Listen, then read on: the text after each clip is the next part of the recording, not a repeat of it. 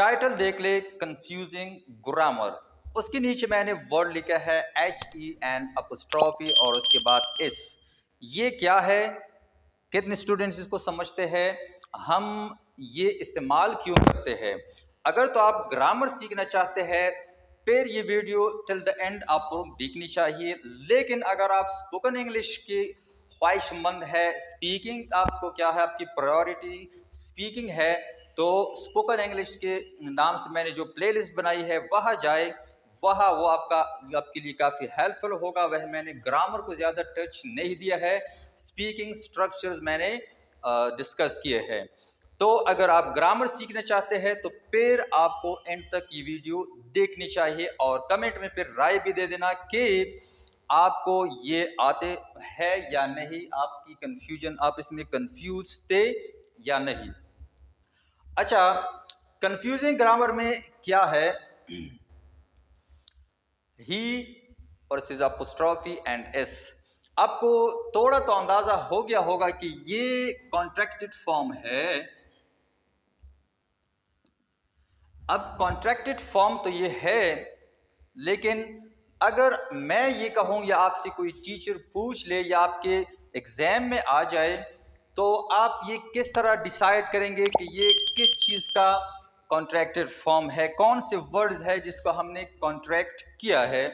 तो contracted form तो ये है, बहुत से स्टूडेंट का यही क्वेश्चन होगा कि ही इसका ये क्या है, ही इज कॉन्ट्रैक्टेड फॉर्म है। तो ये ही इसका कॉन्ट्रैक्टेड फॉर्म है या ही हैज का कॉन्ट्रैक्टेड फॉर्म है। आप किस तरह डिसाइड करेंगे कि मैं आगे मुझे अगर क्वेश्चन का आंसर देना है तो किस तरह मैं ये आंसर कर सकता हूं। तो डायरेक्टली आप कभी भी ये डिसाइड नहीं कर सकते कि ये कॉन्ट्रैक्टेड फॉर्म किस चीज़ का है, कौन से वर्ड यहाँ कॉन्ट्रैक्ट हो गए हैं।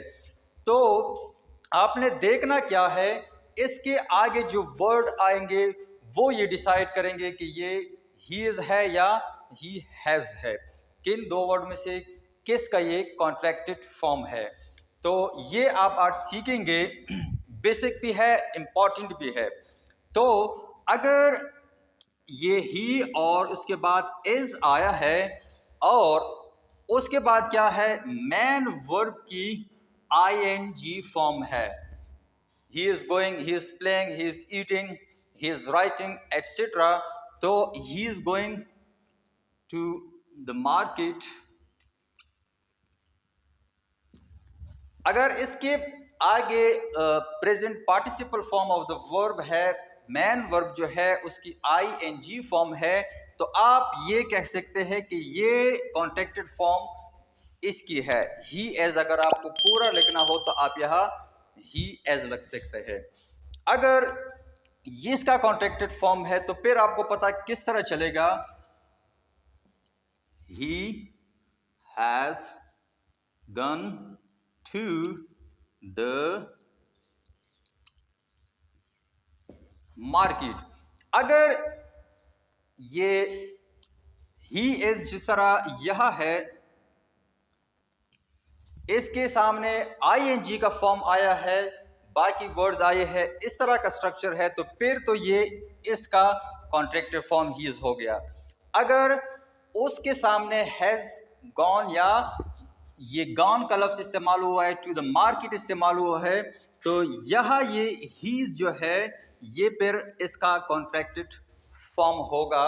ही is gone to the market, इसका मतलब होगा कि ये जब हम पूरा लिखेंगे तो फिर क्या होगा, ही हैज होगा।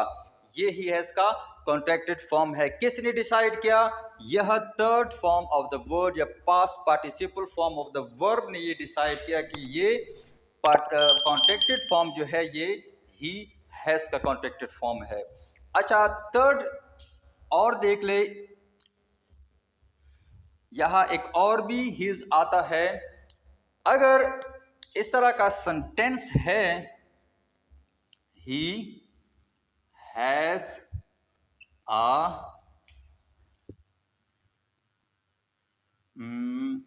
beautiful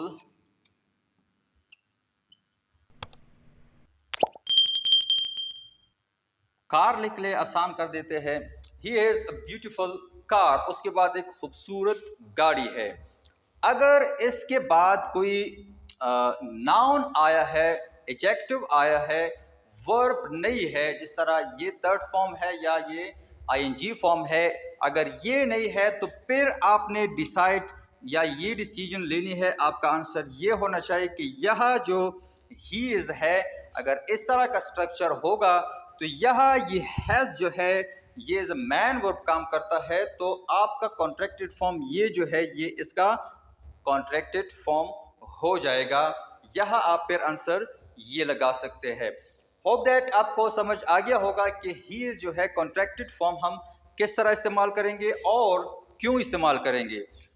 रिटन में ये थोड़ा कम इस्तेमाल होता है, लेकिन स्पीकिंग में ये काफ़ी ज़्यादा इस्तेमाल होता है, जिस तरह डोंट है, इजंट है, अंट है, वॉन्ट है, और काफ़ी सारे और भी कॉन्ट्रैक्टेड फॉर्म है। कभी कभी ये हेल्पिंग वर्ब और नॉट को एक साथ लेके आ जाता है, वह कॉन्ट्रैक्टेड फॉर्म बनाया जाता है। जैसे आई विल जो है उसको काफ़ी शॉर्ट ये नेटिव स्पीकर बोलते हैं। हम बोलते हैं I will go to the market, वो क्या कहते हैं I will go to the market. आपको पता ही नहीं चलता कि ये इसने आई और विल को किस तरह एक साथ कॉन्ट्रैक्ट किया। आई विल इस तरह कहेंगे तो आपको समझ नहीं आता। इसके लिए ज़रूरी है, ये आपके ग्रामर में भी काम आएगा और आपकी स्पोकन इंग्लिश में भी ये कॉन्ट्रैक्टेड फॉर्म जो है ये काफ़ी आपकी हेल्प करेंगी। आप नेटिव स्पीकर की जो प्रोनाउंसिएशन है, उसकी जो स्पीकिंग है, फिर वो आप आसानी से समझ पाते हैं।